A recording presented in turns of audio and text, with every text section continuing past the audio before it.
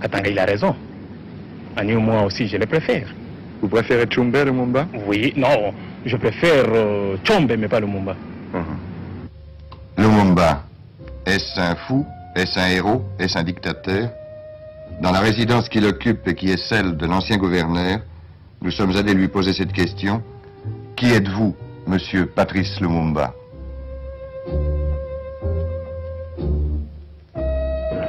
Alors, je voulais vous poser un certain nombre de questions, si vous voulez d'abord.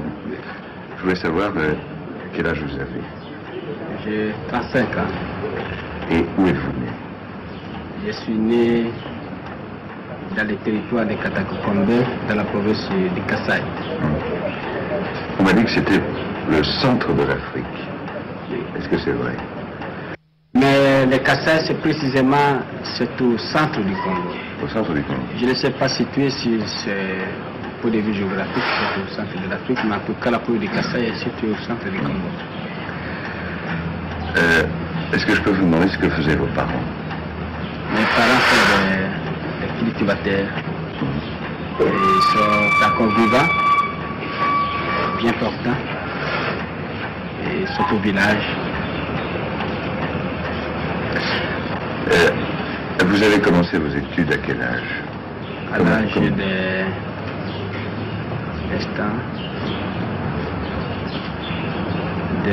8 ans, je crois. 8 ans. 8 ans. Et quels ont été les auteurs qui vous ont le plus frappé? Mais je peux vous dire que depuis ma jeunesse, j'ai eu un esprit un peu particulier, c'est-à-dire de ne pas trop, j'avais, n'est-ce pas, des sentiments d'indépendance vis-à-vis de n'importe qui, de mes parents, de mes professeurs, et j'ai essayé d'étudier un peu de tout et de prendre parfois chaque idée, parce que j'ai toujours dit comment se fait-il qu'il y avait des penseurs, il y avait des philosophes qui étaient des maîtres, alors j'ai voulu étudier un peu tous les systèmes, et c'est ainsi par exemple que mes parents sont des catholiques, et se sont mariés religieusement à l'église, et nous sommes 4 enfants, tous des garçons, nous avons tous été élevés dans la doctrine catholique, mais toutes mes études primaires, je les ai faites chez les protestants. Et alors, ce n'est qu'après ça que je suis allé chez les catholiques, ce qui fait que j'ai pu ainsi subir les deux influences, les catholiques et les protestants, ce qui a fait de moi accentuer mon indépendance d'esprit de jugement. Quand avez-vous pris conscience de la nécessité de l'indépendance du Congo et par quoi? Depuis bien longtemps d'avance, j'ai souvent lutté contre l'injustice. J'étais profondément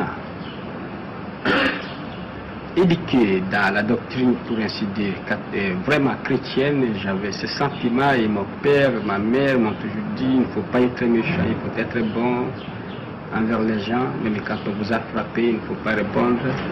Et alors je n'ai jamais compris dans ma vie pourquoi à l'école on nous enseignait il faut tout être bon, il faut la charité chrétienne, il faut l'amitié entre les hommes. Comment on peut concilier l'instruction que les Européens nous donnaient à l'école, le principe de civilisation et de morale, avec les actes que ces Européens commettaient vis-à-vis des populations noires? Et c'est en faisant cette observation au jour le jour, à comparer les principes qu'on nous enseignait, les actes que ceux qui nous enseignaient commettaient. Et alors, je voyais chaque fois la contradiction. C'est alors que j'ai commencé à prendre de plus en plus conscience, n'est-ce pas, qu'il faut. Alors, j'ai commencé, n'est-ce pas, à étudier les révolutions à travers l'humanité, très souvent la révolution française, les causes qui ont été à la base de cette révolution. Pourquoi ces gens se sont révoltés? Pourquoi ils ont lutté pour la liberté? Et j'ai compris que vraiment, à travers toutes les révolutions, il y a un élément profond. C'est la lutte contre l'injustice, contre l'oppression. Le but que poursuivait M. Lumumba est aujourd'hui théoriquement atteint. Les derniers de ceux qui personnifiaient à ses yeux l'oppression, les soldats belges, sont partis, relevés par les contingents de l'ONU. Mais suffit-il d'un cérémonial militaire, même aussi bien réglé, pour ramener la paix?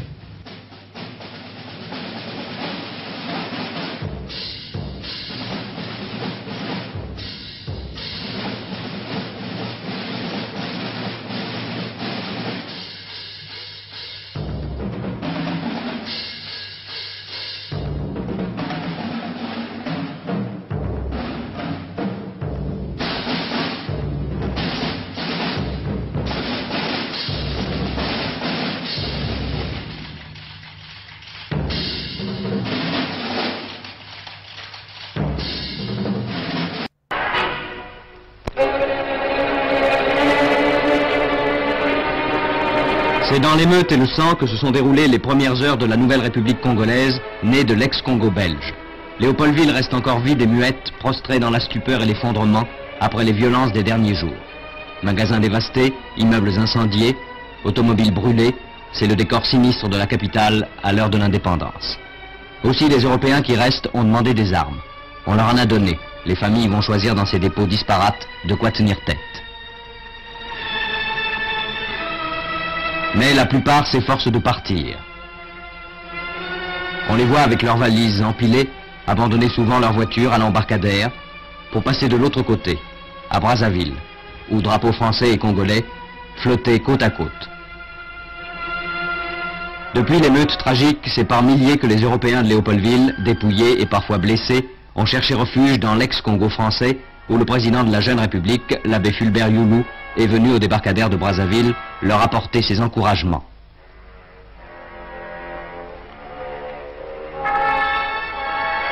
Un camp d'urgence a recueilli tous ces pauvres gens où les premiers secours leur ont été donnés.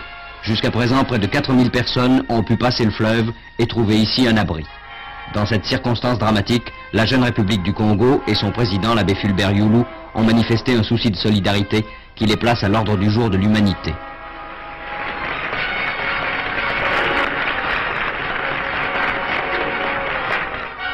Les avions belges continuent également à transporter à Bruxelles des groupes d'Européens. Bruxelles leur a fait un accueil douloureusement ému. Mais cette émotion nationale n'est pas restée inactive. Les mêmes avions qui amenaient les sinistrés ramenaient leur pleine cargaison de troupes. Précaution qui empêcherait peut-être de nouveaux désordres sanglants, mais n'effaçait pas les deuils d'hier. Et à ces deuils, la Belgique mêlait sa colère. Une manifestation d'anciens coloniaux, allée dans les rues de Bruxelles, en donnait l'illustration.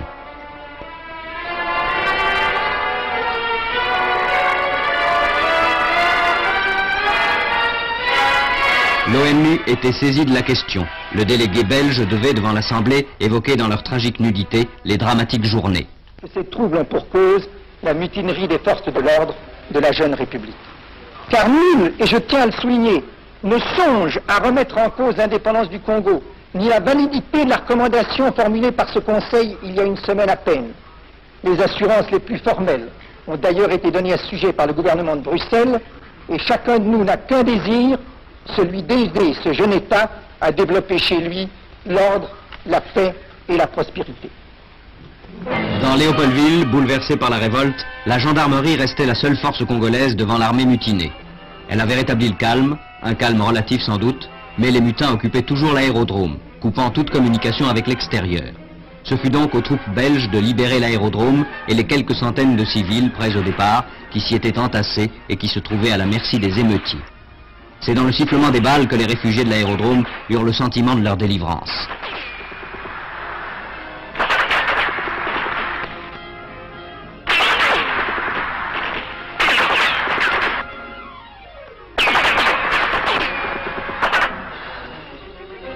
L'opération fut rapidement menée. Parmi les blessés, quelques civils atteints pendant l'attaque.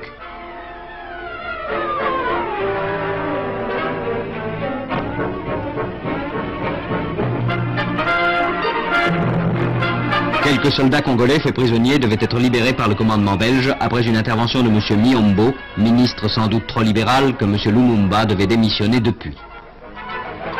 Des renforts belges atterrissaient, l'aérodrome était occupé et le trafic aérien pouvait reprendre.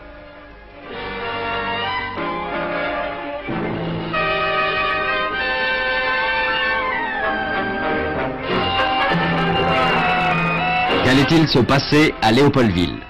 Les forces belges se décidaient à y rentrer en vue de maintenir l'ordre parmi une population à l'esprit surchauffé et prête peut-être à de nouveaux excès.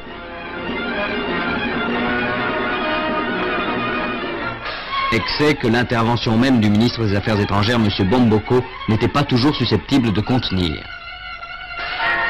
Léopoldville était un baril de poudre où la moindre étincelle pouvait déclencher une nouvelle catastrophe. Ainsi, la découverte du cadavre d'un boy faillit bien, malgré les objurgations des autorités, tourner au drame et déchaîner de nouvelles fureurs.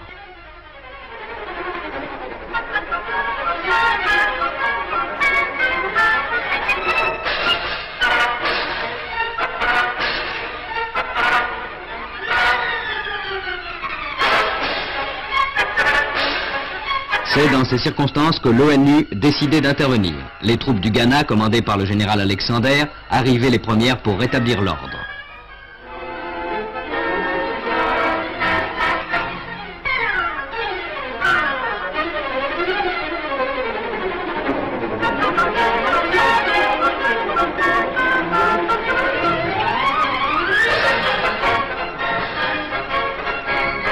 Avec les troupes du Ghana, des troupes tunisiennes prenaient immédiatement position à Léopoldville, à la place des soldats belges. La situation en est là, mais le champ reste ouvert. Que sera demain l'ex-Congo belge ?